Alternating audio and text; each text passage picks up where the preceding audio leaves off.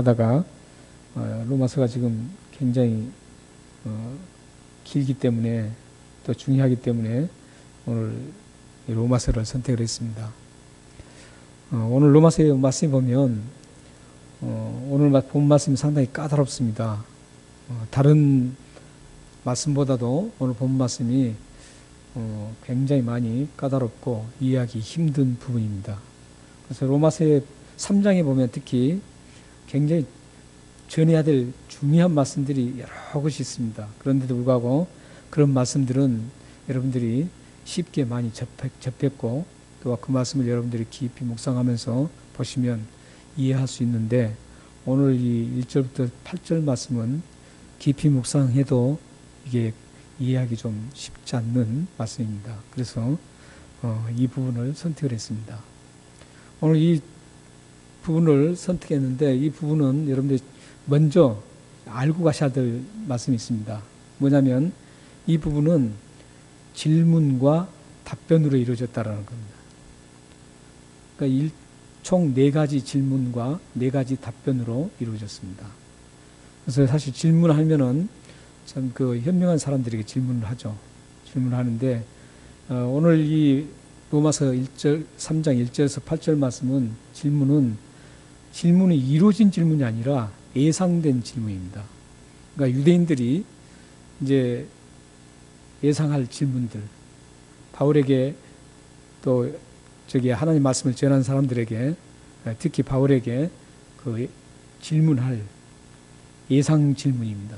예상 질문을 미리 예상하고 그 질문을 바울이 만들어서 질문하고 유대인들이 질문할 것을 만들어서 질문하고 그 다음에 그 질문에 대한 답변을 4가지 답변을 하고 있습니다. 이 부분을 기억하시고 이 본문을 보셔야 됩니다. 그러면 이제 이 본문이 조금 윤곽이 잡히기 시작합니다.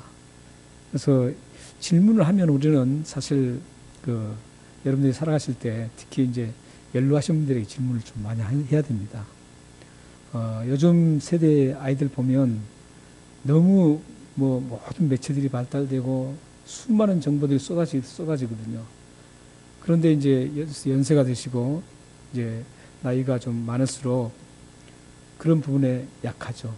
약하니까 무시하기가 쉽습니다.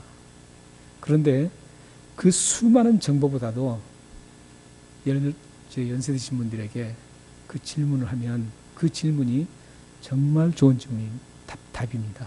질문에서 얻은 답이. 그렇기 때문에 여러분들 혹시 무슨 궁금한 거 있고 인생 살시다가 또 어려움이 있으면 좀 연세 있으신 분들 이런 분들 찾아가서 여러분들이 질문을 하시면 이런 고민이 있는데 어떻게 하면 좋겠습니까?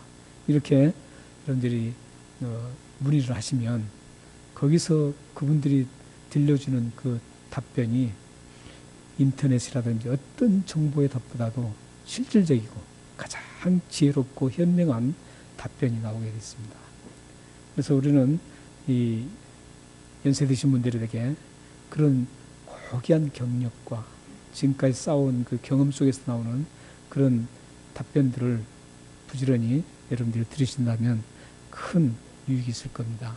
그래서 무시하지 마시고 항상 문제가 있으면 어떤 인터넷을 찾아가서 해결한 것보다는 우리 교회 연로하신 분들에게 전화라도 드리고 직접 차 한잔 하시면서 또 식사 대접하면서 함께 이렇게 문의하고 또 답변도 듣고 한번 나눈다면 여러분들에게 큰 유익이 있을 거라고 생각합니다.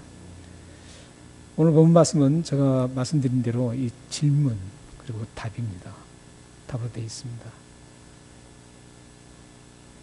제가 신학교 다닐 때 저를 굉장히 아껴주셨던 교수님이 서철원 교수님이신데 그 서철원 교수님께서 철학과 교리학 굉장히 어려운 것들을 저희들이 가르치셨습니다. 가르쳤는데 주로 이제 그분은 조직신학 전공이기 때문에 서울대에서 이제 철학과를 졸업하고 이제 미국과 독일과 화란에서 공부를 조직신학을 전공하고 오셨습니다. 근데 그분은 시험이 얼마나 어려운지 모릅니다. 그래서 우리 학생들이 항상 그분이 철학과 교리사 그 시험 때가 되면 초비상이 걸립니다.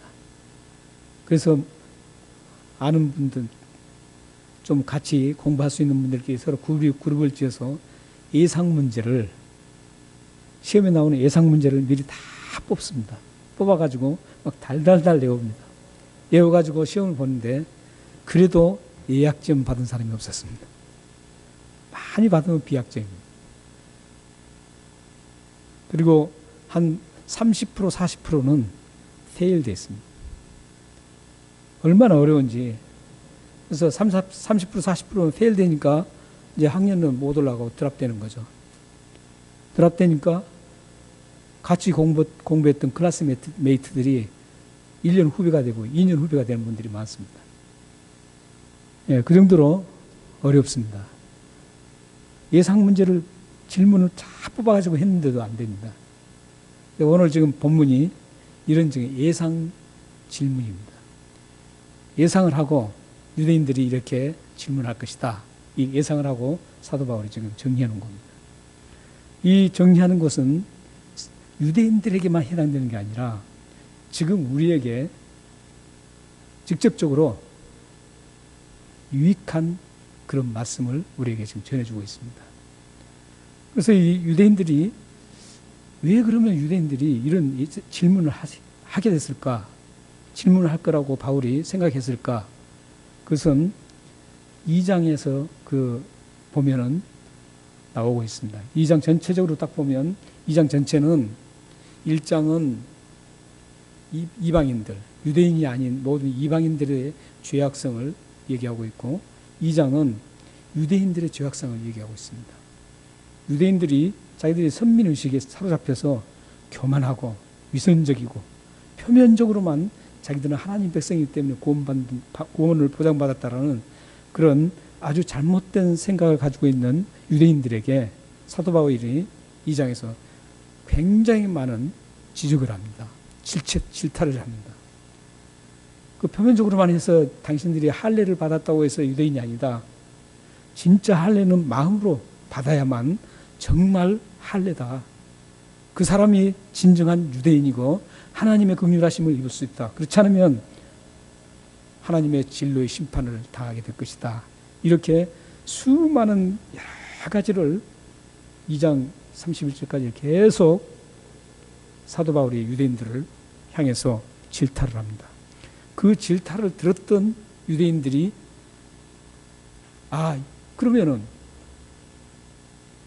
그러면 우리가 어떻게 해야 되느냐 이렇게 나와야 되는데 그렇지 않고 아주 반기를 들고 질문을 하는 겁니다. 그 사도 바울이 전했던 그 메시지, 복음의 메시지를 아주 반감을 가지고 질문하는 게 오늘 이 사도 바울이 미리 정리해 놓은 겁니다. 그걸 보면 1절부터 8절까지 보면 네 가지라고 그랬죠. 1절부터 2절까지. 1절은 유대인들의 질문, 2절은 그 질문에 대한 답변, 3절은 또 두 번째 질문, 4절은 두 번째에 대한 답변, 1절, 2절, 3절, 4절, 5절, 6절, 7절, 8절 해가지고 네 가지 질문과 네 가지 답변으로 이루어져 있습니다. 그걸 보시고 이제 앞으로 집에 가셔서 말씀을 듣고 한번 보시면 쉽게 더 이해가 될 겁니다. 사실 이 한 가지 질문 가지고도 함께 말씀을 나눠야 될 시간이 굉장히 많습니다. 하지만 이 네 가지를 다 하기 때문에 간략하게 여러분들에게 말씀을 전해드리겠습니다. 1절, 2절 말씀을 보시면 이 유대인들이 예상할 질문을 지금 1절에 지금 말씀합니다. 그 1절 보면 그 내용이 어떤 말씀이냐면은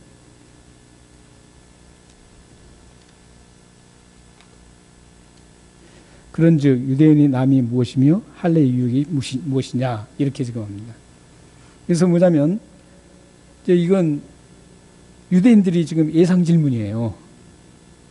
유대인들이 질문을 할 것을 지금 미리 사도 바울이 지금 던지는 겁니다. 그런데 유대인들이 어떻게 얘기하냐면 그래 우리가 이방인과 유대인들이 다 똑같다고 당신이 2장에서 우리를 질타했는데 그렇다면 우리 유대인은 이방인들과 무엇이 다르냐? 무엇이 더 낫느냐 이겁니다. 그리고 할례를 우리가 받았고 우리 유대인인데 우리가 그러면 그 사람 이방인들과 무슨 더 나은 거 있냐? 똑같지 않냐 그러면 하나님께서 우리에게 특별하게 할례도 주셨고 율법이라는 그 엄청난 그 선물도 주셨고 분명히 다른데도 불구하고 뭐가 더 낫느냐 이렇게 묻는 겁니다. 지금 반론하는 거죠. 그러자 2절에서 답변을 합니다. 범사에 많다 그럽니다. 유대인들이 나음이 엄청나게 많다 그래요. 이 나음을 로마서 9장 4절에서 5절 말씀을 보면 8가지 나음을 얘기하고 있습니다. 한번 읽어보겠습니다. 시작. 그들은 이스라엘 사람이라 그들에게는 양자됨과 영광과 언약들과 율법을 세우신 것과 예배와 약속들이 있고 조상들도 그들의 것이요 육신으로 하면 그리스도가 그들에게서 나셨으니 그는 만물 위에 계시니 세세의 찬양을 받으실 하나님이시니라. 아멘.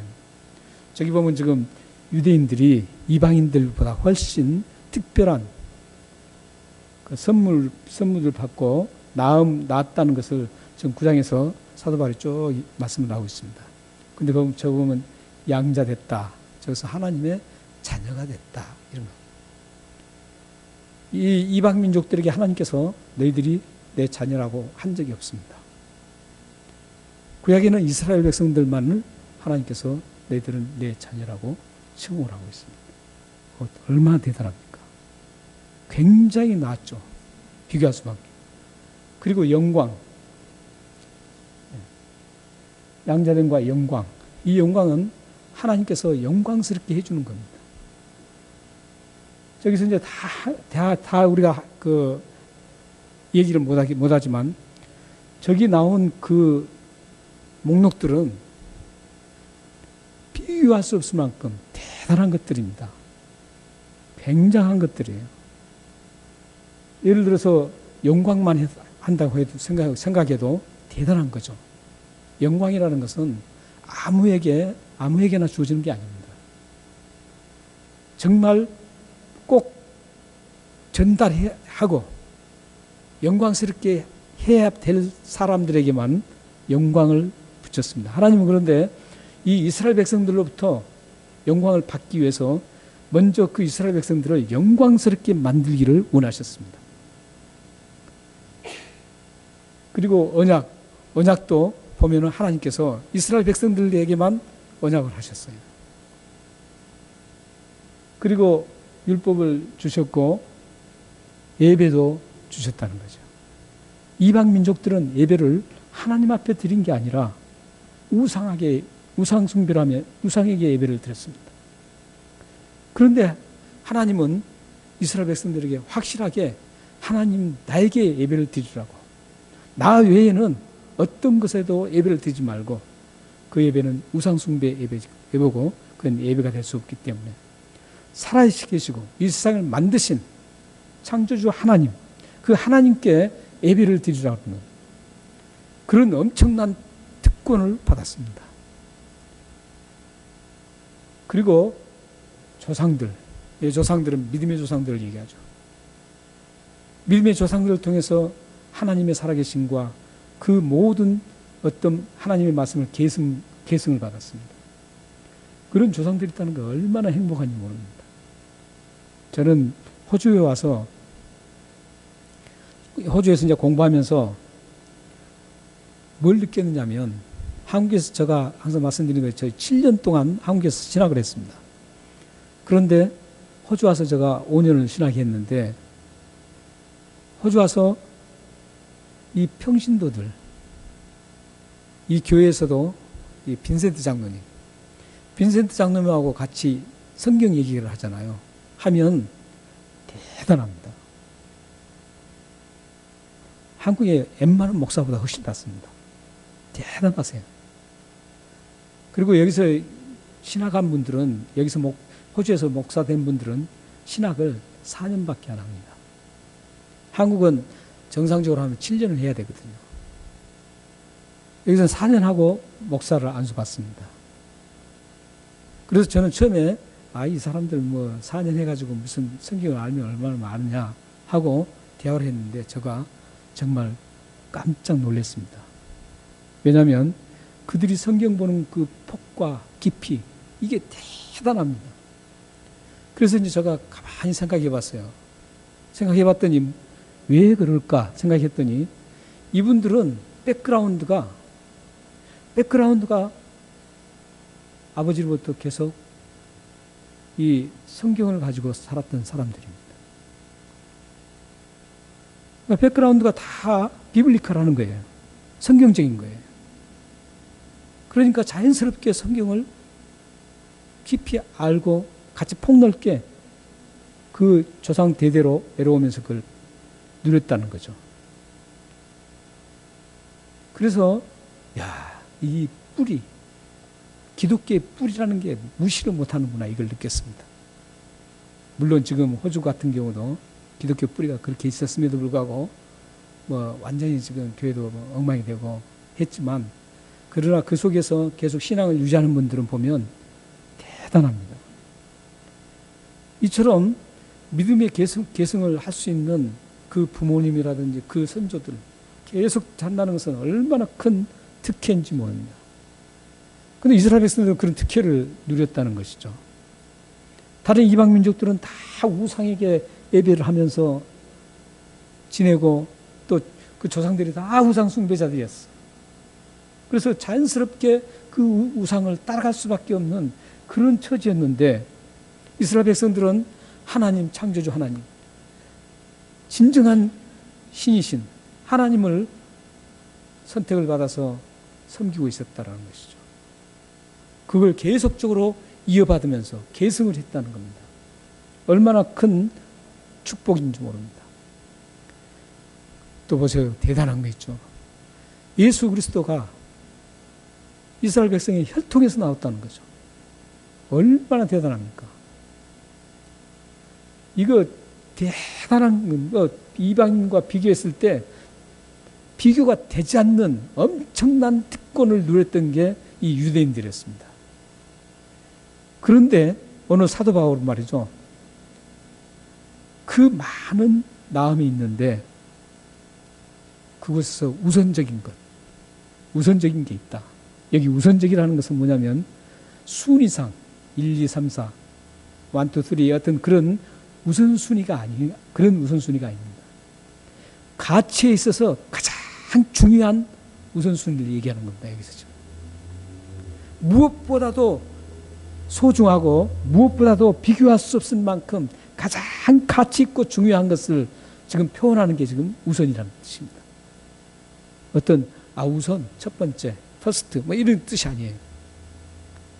근데 그 우선이 뭐냐면 하나님 말씀을 맡았다라는 겁니다.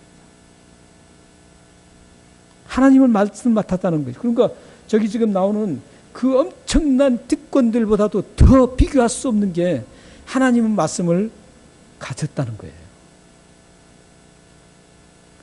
지금 사도 바울은 우리가 이방인과 나은 게 뭐냐?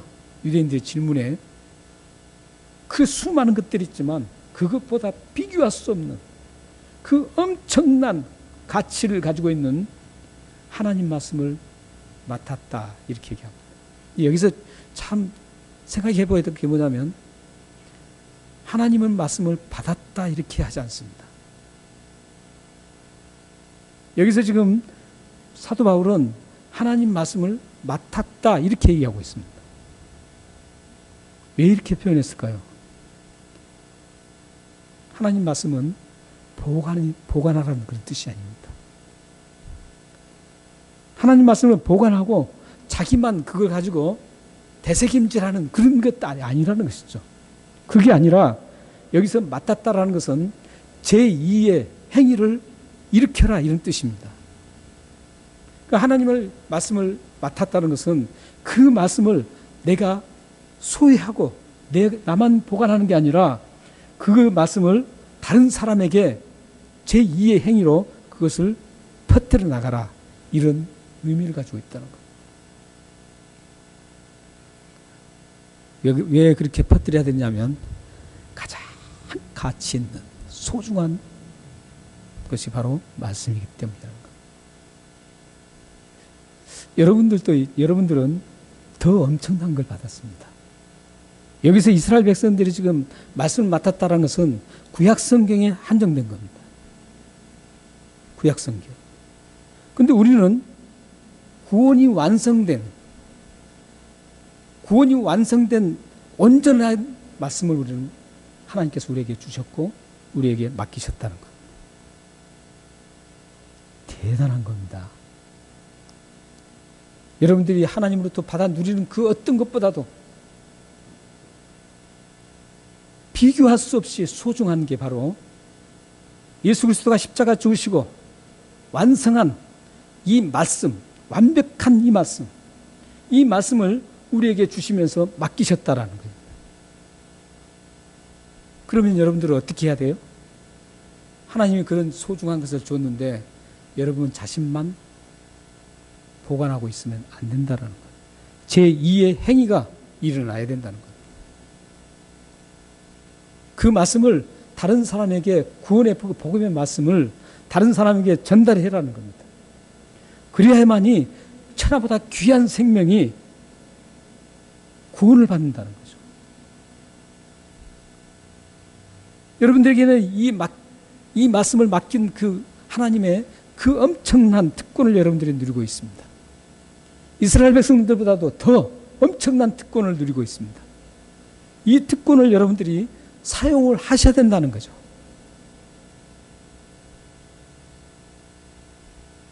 예수 그리스도를 모르는 사람들에게 이 말씀을 전해야 된다는 것입니다. 우리 성경 한 곳을 읽겠습니다. 디모데후서 4장 2절 말씀입니다. 자, 시작. 너는 말씀을 전파라. 때를 얻든지 못 얻든지 항상 힘쓰라. 범사에 오래 참음과 가르침으로 경책하며 경계하며 권하라. 이 말씀을 지금 두 영역에서 지금 이 말씀을 맡긴다는 의미가 지금 적용되고 있습니다. 두 영역입니다. 하나는 뭐냐면 전파하는 영역. 하나는 뭐죠? 가르치는 영역. 그러니까 말씀을 여러분들이 가르치기도 해야 돼요. 자녀들에게 말씀을 가르쳐야 되고 또 여러분과 함께 더 여러분들 말씀에 이제 예수를 믿는 분들에게 그 말씀을 가르치고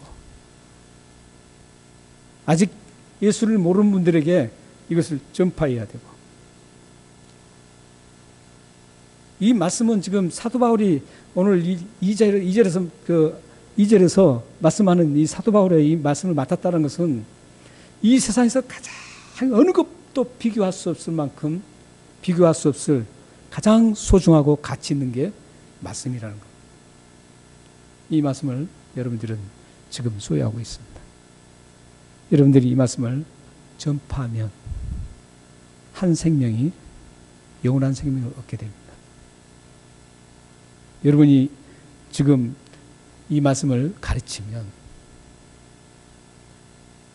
영적으로 다운되고 힘이 없어서 쓰러지려고 하는 우리 지체를 일으키는 그런 대단한 능력이 이 말씀에 있습니다. 여러분들이 이 두 가지를 잘 하셔서 서로 일으켜주시고 새로운 생명이 일어나는 그런 놀라운 축복의 삶을 살기를 바랍니다. 그렇게 사시면 하나님께서 여러분들에게 모든 것들을 그걸 할 수 있도록 서포트를 해주십니다. 하나님은 이 맡기고 그래 너 혼자 하라 이러지 않습니다. 혼자 하라고 내버려 두지 않고 하나님께서는 거기서 능력을 주시고 복음을 전파할 수 있는 그 능력과 파워를 주십니다. 그래서 그 전파하면 그 사람이 그 말씀을 받아들여서 하나님의 사람으로 영원한 생명을 살고 이런 능력을 주십니다. 뿐만 아니라 하나님의 이 말씀을 섬기려고 할 때 필요한 모든 것들을 하나님께서는 공급해 주십니다. 여러분들이 정말로 내가 지금 뭔가 하나님을 위해서 하나님으로부터 받아서 뭔가 드리고 싶다 이러면 그 다이렉트로 하나님 이것 좀 주십시오 이게 아니에요. 그게 아니라 여러분들이 섬긴다는, 내가 이 말씀을 어떻게든 전파하고 가르치기 위해서 내가 이런 것들이 필요합니다. 하나님, 저에게 이런 것들을 공급해 주십시오. 이러시면 여러분들은 모든 것들을 하나님으로부터 받을 수 있는 그런 엄청난 축복자들이 될 수 있습니다. 모두가 이런 축복을 누리시기를 주님으로 축원합니다. 두 번째 이제 유대인들의 또 질문이 또 있습니다. 3절입니다. 두 번째 유대인들의 질문은 어떤 거냐면, 자신들이 이제 공동체를 지금 표현하고 있습니다. 여러분들 이해하기 쉽게 이제 간단하게 말씀드립니다. 이걸 전체적으로 여러분들 보셔도 이해가 잘 안 됩니다. 이 말씀은 어떤 말씀이냐면, 유대인들 공동체가 전체가 있습니다. 전체가 근데 죄를 짓질 않아요. 그렇잖아요. 어디든지 그렇습니다. 근데 거기서 일부 사람들이 죄를 짓는 거예요. 그리고 그 죄가 계속 퍼져나가서 다른 사람들을 죄로 물들어가는 겁니다. 이게 죄의 속성입니다. 그랬을 때 지금 사도 바울은 2장에서 너희들이 범법한 자라는 거죠. 율법을 가지고 있는데 율법을 지키지 않았기 때문에 너희들은 심판을 받는다는 거죠. 거기에 대한 이 유대인들의 반론적인 질문이에요. 지금 어떤 상황이냐면요, 다 이렇게 이스라엘 공동체가 있습니다. 있는데 일부분이 하나님이 좋아하시는 죄를 지었습니다. 죄를 지었어요. 근데 이스라엘하고는 뭘 체결했냐면 언약을 체결했어요. 약속을 하셨어요. 너희들은 나의 백성이다. 내가 너희들을 보호해 줄 것이다. 너희를 지켜줄 것이다. 너는 나의 백성이다고 약속을 했습니다. 근데 유대인들의 질문이 뭐냐면, 그런 약속을 하신 하나님이 일부가 죄를 지으면 이 약속을 파기해버린다는 거죠. 파기할 수 있겠느냐 이거예요.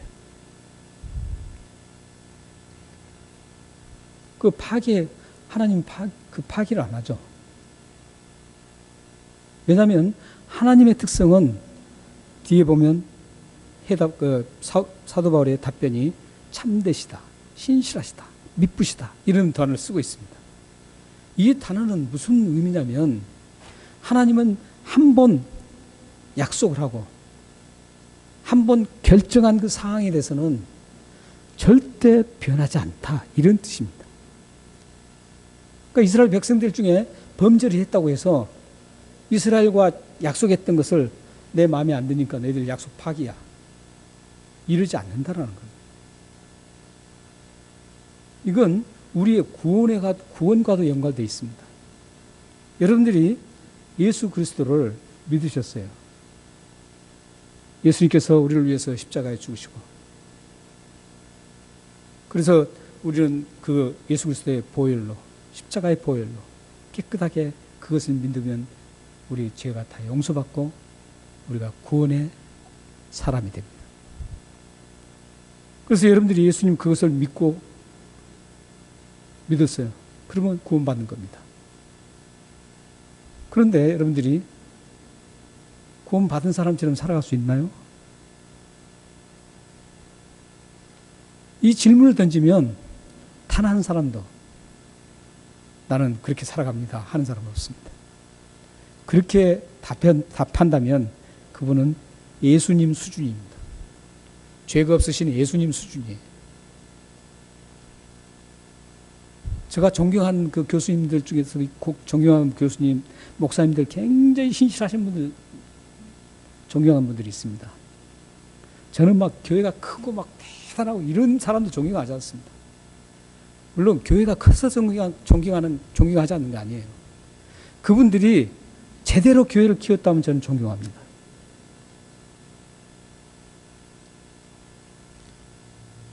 저는 그래서 정말 순수하게 교회 크게 하신 분도 계세요. 그분도 정말 존경해요, 제가.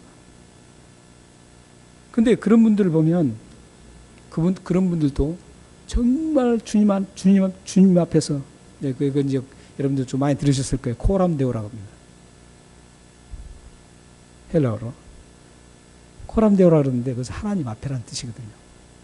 하나님 앞에 정말 몸부림치면서 하나님이 좋아하시는 그 삶을 살려고 몸부림치는 분들이 많아요. 그런 분들 정말 존경해요. 근데 그런 분들과 같이 얘기해 보잖아요.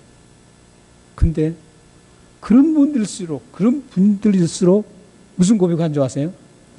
나는 죄를 너무 많이 지어. 죽겠어. 이런 고백을 합니다. 자, 그렇다면 하나님이 보실 때 지금 유대인들의 질문이 우리는 웬만한 사람들은 더 심각하잖아요. 하나님 보실 때 유대인들이 이렇게 생각하는 거죠. 일부분이 죄를 지었다고 우리가 약속을 취소시키냐 이거죠. 그 사도 바울은 아니라는 거예요. 그 죄를 지은 대가는 분명히 받지만 하나님의 그 약속은 끝까지 불변하지 않고 지켜진다 이겁니다. 여러분들 구원도 마찬가지입니다. 여러분들이 그리스도인이 됐어요. 주님을 믿고 그리스도인이 됐어요. 됐는데 여러분들이 제대로 살아가지 못할 때가 많잖아요. 정말 제가 존경하는 분들도 그렇게 고백하는데 그분들에 비하면 정말 엉망입니다. 그렇다고 하나님께서 너 그렇게 살아가니까 네 구원 취소할 거야. 너 구원 이제 없어. 구원 취소야. 이렇지 않는다는 거예요. 왜 그런 줄 아세요? 하나님의 한 번 결정은 완벽한 결정이에요. 하나님이 만약에 결정했는데 이게 틀렸다. 내 마음에 안 든다. 틀렸다. 바꾸자. 이것은 하나님이 아니에요. 하나님 그러신 분이 아니에요. 하나님 결정은 완전한 결정이에요. 그러니까 구원 주기로 한번 딱 했으면 그 구원은 하나님 결정했으니까 그것은 변할 수가 없는 거예요. 완전한 결정이기 때문에. 그런데 이 복음을 잘 모르는 사람들이 자꾸 율법을 들이대고 당신 구원 받았냐고, 당신 그렇게 살아가지고 구원 받을 수 있겠느냐고 이렇게 얘기하고 있어요. 그러면은 이런 사실을 모르면 그렇지, 내가 정말 구원 받지 않는 것 같아. 구원 받지 않는 것 같아. 내가 이렇게 살아가니까. 그래서 한낙담하고 의심까지 합니다. 이제 하나님은 이걸 원치 않습니다. 한 번 여러분들이 예수를 믿었으면, 그리고 그 예수 믿어서 구원 받았으면 그 구원은 절대 변하지 않습니다. 하나님은 이러신 분이에요. 하나님은 째째하게 우리 인간처럼 마음에 들면 이렇게 하고 마음에 안 들면 이렇게 하고 이러신 분이 아니라고요. 여러분들은 이런 위대하신 하나님을 신뢰하고 참되신 하나님을 섬기고 있습니다. 얼마나 감사한지 모릅니다. 세 번째 질문 한번 볼까요? 세 번째 질문은 이제 5, 6절에 나오죠. 이 세 번째 질문은 어떤 취지하냐면, 이제 자신이 범죄를 했어요. 범죄를 했는데 그 범죄가 없으면요, 하나님의 의로움을 모르는 거예요. 죄가 없으면 하나님 의롭다는 게 알 수가 없어요. 판단 기준이 없어요. 그렇잖아요. 죄가 있어야만 용서가 있죠. 그래서 죄가 더한 것이 은혜가 더한다는 그런 말씀도 있잖아요. 그 말씀을 죄가 많은 곳에 은혜도 많다, 이 말씀을 보면 해놓으니까 어떤 분은 그래요. 그러면 죄를 많이 지으면 은혜를 많이 받겠네. 그게 틀린 말은 아니에요.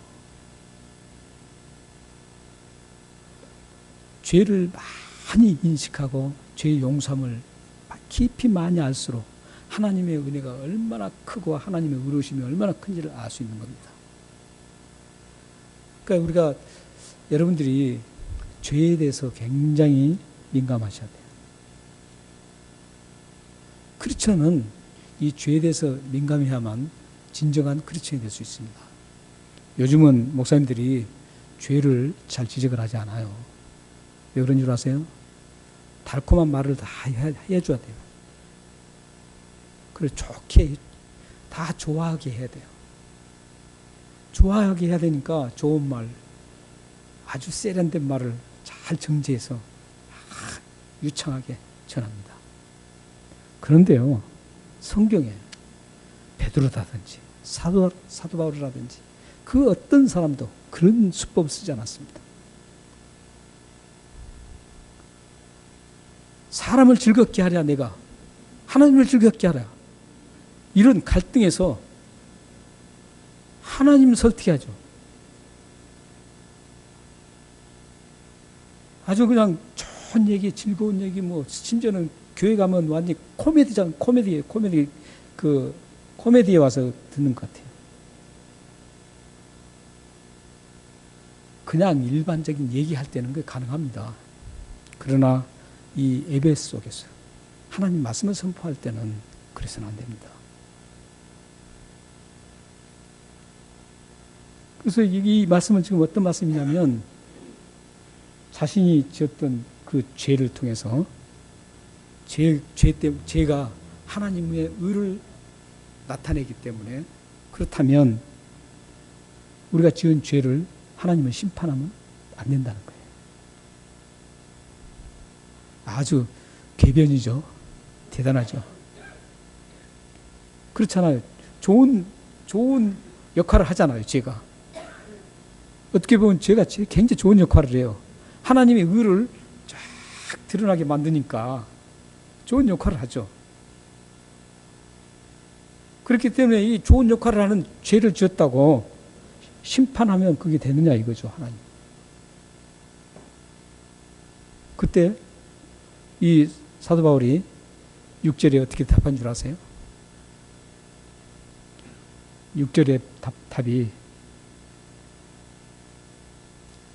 어떻게 답하냐면, 유대인이나 이방이나 불문하고 죄에 대해서는 반드시 하나님은 심판하신다. 그것을 우리가 한번 생각해 보면, 좀 여러분들 이해시키게 생각한다면 가룟 유다를 한번 생각해 볼 수 있습니다.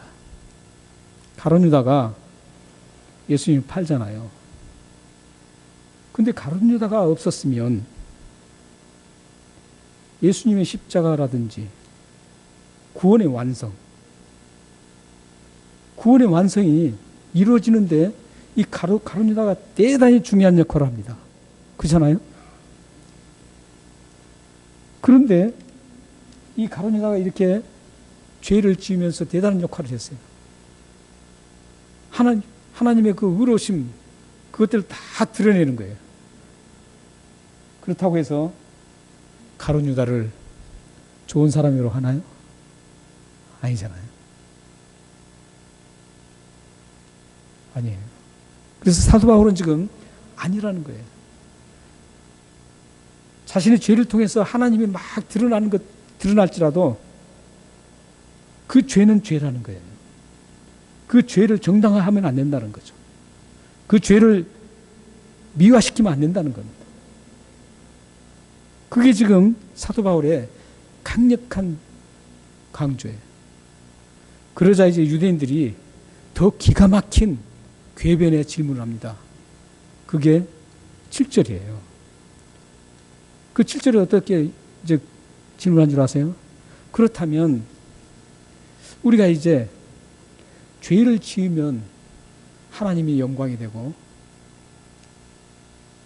또 죄를 비교해서 하나님이 얼마나 위대하신 분인지, 하나님의 선하심이 얼마나 위대하게 드러난지를 알 수 있다라는 거죠. 죄를 통해서. 그렇기 때문에 죄를 많이 지을수록 하나님의 위대하심, 영광스러움이 더 많이 드러난다는 허무맹랑한 지금 논리로 질문하는 겁니다. 여러분들은 어떻게 생각하세요? 그게 딱 맞는 것 같아요. 그런데 여기서 지금 중요한 건 뭐냐면, 그런 죄를 통해서 분명히 하나님이 드러나세요. 아까 말씀드린 대로 죄가 더한 것에 하나님 은혜도 더한다는 거죠. 그렇다면 하나님의 백성은 그 죄가 은혜가 많아지니까 더 많아지니까 그럼 그 거짓을 가지고 거짓을 많이 할 것이냐? 그렇지 않다는 겁니다. 하나님의 백성들은 그런 삶의 방식을 채택하지 않는다는 거죠. 하나님의 백성들은 죄가 많이 지으면 하나님의 은혜도 넘치고 또 죄를 많이 지었을 때 그 죄를 통해서 하나님의 그 용서가 다 드러나고 은혜가 드러나는 어떤 그거니까 죄를 더 많이 지어야 된다. 이런 엄청난 잘못된 얘기를 하고 있습니다. 그래서 간단하게 말씀드리면 주님께 드리기 위해서 도적질하는 것, 도적질해서 주님을 이렇게 드리면 되는가? 이런 논리와 비슷합니다. 이제 이 유대인들의 네 가지 질문과 사도 바울의 네 가지 답변을 함께 나눴습니다. 그런데 우리는 여기에서 유대인들이 자신들의 죄악을 회개하고 하나님 앞에 하나님 백성으로 아름답게 변화가 일어나야 되는데 이 모든 것들을 합쳐보면 어떤 일이냐면 자신들이 지었던 죄라든지 표면적인 그런 위선과 외식적인 행동들을 정당화시키고 있다는 것. 이게 문제라는 것이죠.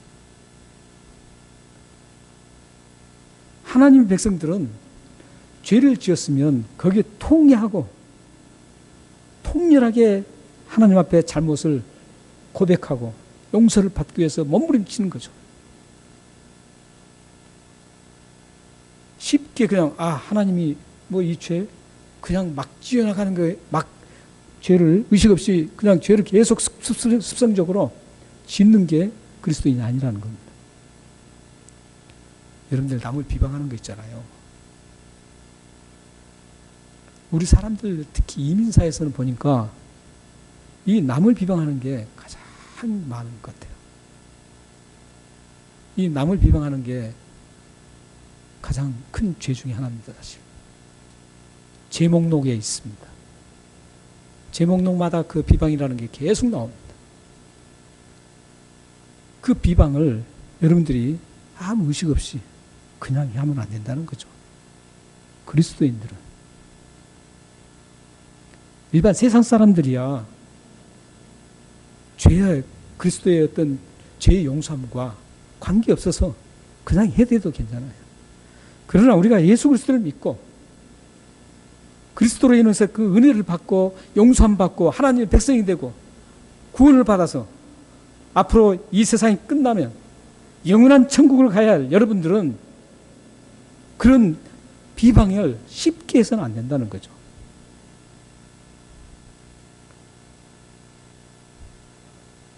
지금부터 여러분들은 비방을 많이 했다면 지금부터 비방할 그 순간 이 죄는 끊어야 되겠다라고 각오를 하셔야 됩니다. 그리고 여러분들이 계속적으로 하나하나 그걸 끊어나가야 됩니다. 이게 그리스도인의 성화 과정입니다.